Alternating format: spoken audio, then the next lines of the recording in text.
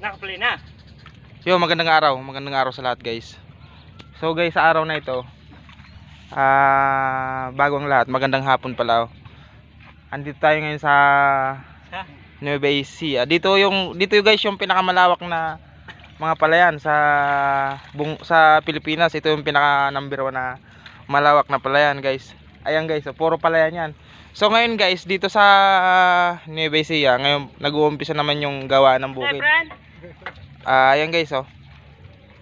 Ayan guys, nakikita nyo naman sa harap nyo. Ayos na ba yung gawa ng barka? May mga mata kayo, ayan guys. Dito guys sa Nueva Ecija, dito yung pinakamalawak na palayan. Ayan guys, so nag-uumpisa yung gawa. So ngayon guys, nag-uumpisa yung gawa ngayon dito sa bukid. O ito yung ayan guys, ito yung masipag na farmers dito. Ayan oh. Oh, shout out. Oh. Shout out yan guys. Oh. Ayan guys, yan Shout out family Iko. yan guys, yan yung mga nagawa niya maghapon. Ayan, yari na yan. So ngayon guys, mag-uumpisa ulit siya tractor. Ayan guys, oh. Alam nyo guys, dito sa Nueva Ecija, ito yung hanap buhay, number na hanap buhay sa bukid, magsasaka. Oh, ayan. Ayan guys. So syempre guys, ayan, nag-uumpisa na siya. Maggagawa ulit siya ngayon ng ng punla. Yun. Paglalagyan ng punla kasi magpupunla siya eh.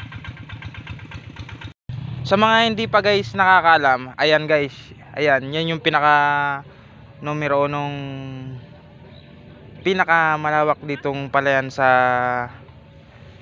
dito sa bansa sa Pilipinas. Okay, ayan, marami yan guys. O, comment lang dyan guys kung mayroon pang may alam dyan na malawak maliban dito sa Nueva Ecija. Ayan guys, comment lang po dyan yung may alam pa dyan na kung saan malawak na palayan. So ako kasi guys, ito lang ang pinaka alam ko, yung pinaka malawak na palayan dito sa amin, dito sa Nueva Ecija. Ayan guys. So ngayon guys, marami nang gumagawa dito dahil umpisa na naman ang gawa ng bukid.